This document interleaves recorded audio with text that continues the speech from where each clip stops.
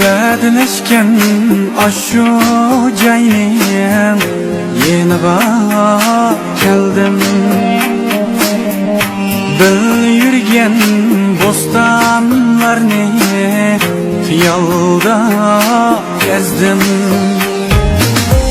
Lekin sen yok ne hacetsiz Bana mehirler Açık azap yüreğimde Şundala sezdim Simsim yakan yağmurlarda Bile yürek top Soğuk demey akarlarda Bile oynaydık Bahardaki bir cüp çıkan Kipineklerde Muhabbetlik şehirlerden Süydü izzedeydim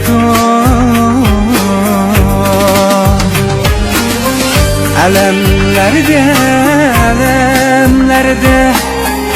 kaldım bu dert alemlerde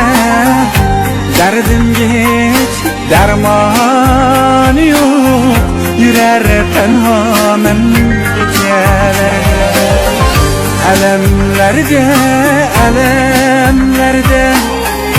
kaldım bu dert alemlerde Gönlümge hiç rava yok Yürer tenhamen hiyallerde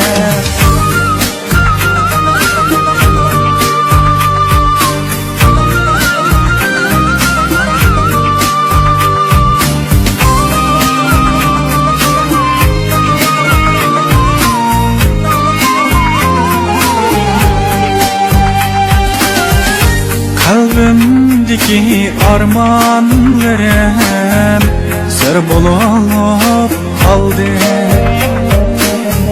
Senin üçün baskan kadem Iz bulup kaldı Yürekki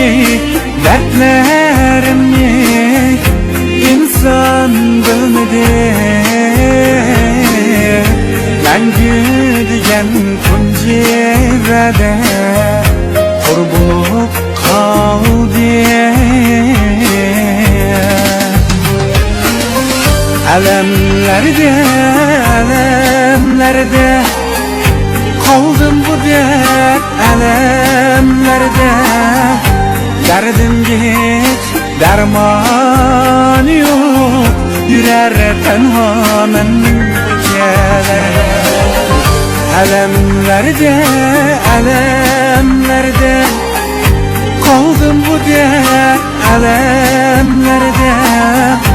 Gönlümge hiç rava yok Yürer tenhamen hiyallerde